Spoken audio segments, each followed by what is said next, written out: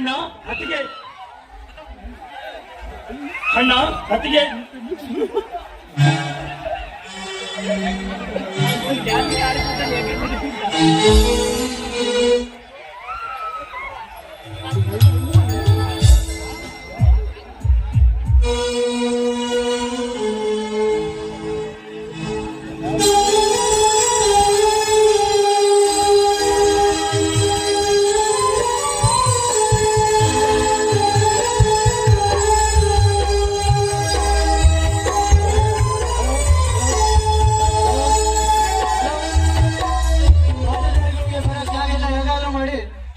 ಕೆಳಗೆ ಖಾಲಿ ಜನ ಪಾತ್ರಧಾರಿಗೆ ಬರೋಕೆ ಜಾಗನೇ ಇಲ್ಲ ಇಲ್ಲಿ. ತಮ್ಮ ರಾಜು ಈಗ ಬಂದೆ. ಹೌದಣ್ಣ ಈಗ ತಾನೇ ಬಂದೀನಿ. ಅಣ್ಣ ನಿನ್ನ ಸಹಿತ ನಾನು B.Com PCಯಲ್ಲಿ ಪಾಸ್ ಆಗಿದ್ದೇನೆ. ನಾ ಸ್ಪೀಕ್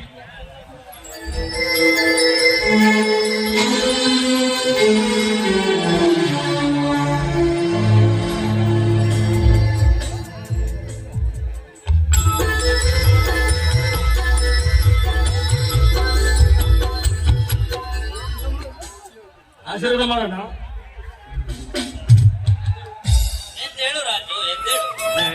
ನನ್ನ ತಮ್ಮ ರಾಜು ಪಾಸ್ ಆಗಿದ್ದಾನೆ. ನನಗೆ ತುಂಬಾ ಸಂತೋಷವಾಗಿದೆ. ಮಂಜುಳಾ ಬೇಗ ಬಾರಿ, ಸಿಟಿಯಿಂದ ರಾಜು ಬಂದಿದ್ದಾನೆ.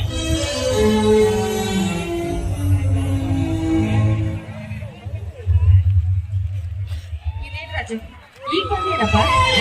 ಈಗ ತಾನೇ ಬಂದೆ. ಹತ್ತಿಗೆ ಇಂದು B.Com PCಯಲ್ಲಿ ಪಾಸ್ ಆಗಿದ್ದೇನೆ.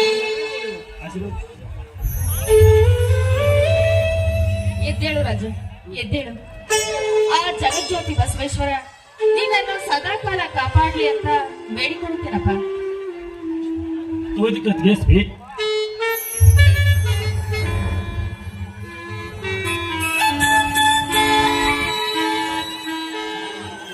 ಅಣ್ಣ ತಮ್ಮನ ಕೂಗಿ ಕೇಳಿದ್ರೆ ಸಾಕು ಓಡಿ ಬಂದು ಒಪ್ಪಿಕೊಳ್ಳುವ ನನ್ನನ್ನ ಅಜ್ಜನ ಮನೆಯಲ್ಲಿಲ್ಲವೇ? ಅವನು ತೋಟಕ್ಕೆ ನೀರು ಬಿಡಲು ಹೋಗಿದ್ದಾನೆ. ಇನ್ನೇನು ಬರುವ ವೇಳೆಯಾಗಿದೆ. ಇಷ್ಟರಲ್ಲೂ ಬಂದರೂ ಬರಬಹುದು. ಹಾಗೂ ನೋಡಲ್ಲಿ ನೆನೆಸಿದ ತಕ್ಷಣ ರಾಜು ಅರ್ಜುನ ಬಂದೇ ಬಿಟ್ಟ. ಓಹೋ ತಮ್ಮ ರಾಜು, ಓ ತಮ್ಮ ರಾಜು, ಊರಿನಿಂದ ಯಾವಾಗ ಬಂದೆ? ಬಂದು ಕೆಲವೇ ಸಮಯ ಆಯ್ತಣ್ಣ. ಅಣ್ಣ ಇಂದು B.Com PCಯಲ್ಲಿ ಪಾಸ್ ಆಗಿದ್ದೇನೆ.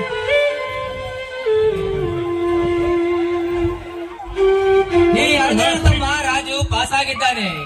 ನನ್ನ ತಮ್ಮ ರಾಜು ಪಾಸ್ ಆಗಿದ್ದಾನೆ.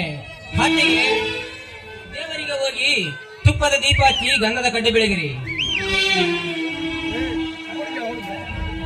ಓ ತಮ್ಮ ರಾಜು, ನೀನು ಕೂಡ ದೇವಸ್ಥಾನಕ್ಕೆ ಹೋಗಿ ಕೈ ಮುಗಿದುಕೊಂಡು ಬಾರಪ್ಪ. ಅಣ್ಣ ದೇವರಂತ ಹಣ್ಣ ಹತ್ತಿರುವಾಗ ಮೊದಲು ಅವರಿಗೆ, ನಂತರ ಗುಡಿಗಳಿಗೆ ಗಂಧದ ಕಡ್ಡಿ ಹಚ್ಚಿ ಬಂದ್ರಾಯ್ತಣ್ಣ. ರಾಜು ದೇವರಿಗೆ ಹಾಗೆಲ್ಲ ಹಗುರವಾಗಿ ಮಾತನಾಡಬಾರದಪ್ಪ.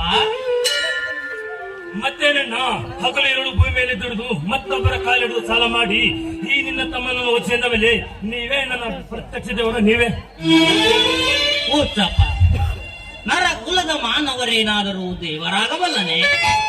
ದೇವರು ದೇವರೇ, ಮನುಷ್ಯರು ಮನುಷ್ಯರೇ. ಮೊದಲು ನಾನು ತಂದೆ ತಾಯಿಗಳಿಲ್ಲದ ತಬ್ಬಲಿ. ಒಂದು ವೇಳೆ ನನ್ನ ತಂದೆ ತಾಯಿಗಳಿದ್ದರೆ ನನ್ನನ್ನು ಓದಿಸುತ್ತಿರಲಿಲ್ಲ. ಹಾಗೆ ನಾನು ನಿನ್ನ ತಂದೆ ಸ್ಥಾನದಲ್ಲಿ ನಿಂತು ಅಣ್ಣನಾಗಿ ನನ್ನ ಜವಾಬ್ದಾರಿಯನ್ನು ನಾನು ಮಾಡಿದ್ದೇನಷ್ಟೇ. ರಾಜು, ಎಲ್ಲಿಯಾದರೂ ಒಂದು ನೌಕರಿ ಹುಡುಕಿ ಬಿಡು. ಇಲ್ಲಣ್ಣ ಇಲ್ಲ, ನಾನು ನೌಕರಿ ಹುಡುಕುವುದಿಲ್ಲ, ನೌಕರಿ ಮಾಡುವುದಿಲ್ಲ.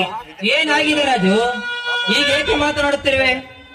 ಹೌದಣ್ಣ, ನೌಕರಿ ಹುಡುಕಿ ನೌಕರಿ ಬಂದ್ರೆ ನಿಮ್ಮ ಜೊತೆ ಹೊಲದಲ್ಲಿ ದುಡಿಯೋದು, ನಿಮ್ಮ ಜೊತೆಗೆ ಹೊಲ ಕೆಲಸ ಮಾಡಿಕೊಂಡು, ಅದು ಅಲ್ಲದೆ ನಮ್ಮಂತ ಕಡುಬಡವರಿಗೆ ನೌಕರಿ ಅನ್ನೋದು ಕನಸಿನ ಮಾತನ್ನ, ಕನಸಿನ ಮಾತು. ವೈದ್ಯನ ಬಡವರೇ ಆಗಲಿ ಶ್ರೀಮಂತರೇ ಆಗಲಿ, ನಿನ್ನ ದೈವದಲ್ಲಿ ನೌಕರಿ ದೊರೆಯುವುದಿದ್ದರೆ ಅದು ನಿನಗೆ ಬಂದೇ ಬರುತ್ತದೆ ಅಪ್ಪ. ಆದ್ರೆ ನೀನು ಪ್ರಯತ್ನ ಪಡುವುದನ್ನು ಮಾತ್ರ ನಿಲ್ಲಿಸಬೇಡ ವೈದ್ಯನ, ನಿಲ್ಲಿಸಬೇಡ. ಮತ್ತಿಗೆ ನನ್ನನ್ನು ಓದಿಸುವ ಸಲುವಾಗಿ ಹಣ್ಣ ಮಾಡಿರುವೆ, ಸಾಲ ಇನ್ನ ತೀರಿಲ್ಲ ಅಂದ ಮೇಲೆ ನೌಕರಿ ಹಣ ಎಲ್ಲಿಂದ ತರಬೇಕಮ್ಮ, ಎಲ್ಲಿಂದ ತರಬೇಕು?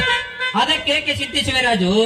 ಕಲ್ಲು ಬಂಡೆಯಂತೆ ಇನ್ನು ನಿನ್ನ ಅಣ್ಣ ಜೀವಂತವಿರುವಾಗ ನಿನಗೇಕೆ ಹಣದ ಚಿಂತೆ? ನನ್ನನ್ನು ನಾನು ಮಾರಿಕೊಂಡು ಆದರೂ ಚಿಂತೆ ಇಲ್ಲ, ನಿನಗೆ ಹಣ ತಂದು ಕೊಡ್ತೇನೆ. ಒಟ್ಟಿನಲ್ಲಿ ನೀನೊಬ್ಬ ದೊಡ್ಡ ಅಧಿಕಾರಿಯಾಗಬೇಕೆನ್ನುವುದೇ ಈ ನಿನ್ನ ಆಸೆ. ಅಣ್ಣ, ನೀವು ನನ್ನ ಮೇಲಿಟ್ಟಿರೋ ಪ್ರೀತಿಯನ್ನು ನೋಡಿ ಆ ಸೂರ್ಯಚಂದ್ರರೇ ನಾಚಬೇಕು. ನೀವು ಇಷ್ಟು ನನಗೆ ಬೆಂಬಲ ಕೊಡ್ತೀರ ಅಂದ್ರೆ ನಿಮ್ಮೆಲ್ಲರ ಇಚ್ಛೆ ನೌಕರಿ ಪ್ರಯತ್ನ ಮಾಡ್ತೇನೆ ಅಣ್ಣ. ಆಯ್ತಾಯ್ತು, ಮೊದಲು ಕೈಕಾಲು ಮುಖ ತೊಳೆದುಕೊಂಡು ಊಟ ಮಾಡಿದ್ರಂತೆ, ಬನ್ನಿ. ದೇವ ಬಸವೇಶ್ವರ, ಈ ಸುಖಮಯ ಸುಖ ಸಂಸಾರ ಯಾವ ಕಾಲಕ್ಕೂ ಹೀಗೆ ನಗು ನಗುತ್ತಿರಬೇಕೆನ್ನುವುದೇ ನನ್ನ ಆಸೆ. ಈ ನನ್ನ ತಮ್ಮ ರಾಜುವಿನ ಹಾಗೆ ಈ ಅರ್ಜುನನು ಕೂಡ ನನ್ನ ತಮ್ಮನಾಗಿದ್ದರೆ ಈ ಬಡವನ ಸಂತೋಷಕ್ಕೆ ಕೊನೆಯೇ ಇರುತ್ತಿರಲಿಲ್ಲ ತಂದೆ, ಕೊನೆಯೇ ಇರುತ್ತಿರಲಿಲ್ಲ. ಯಾಕಣ್ಣ ನಿನ್ನ ಕಣ್ಣಲ್ಲಿ ನೀರು?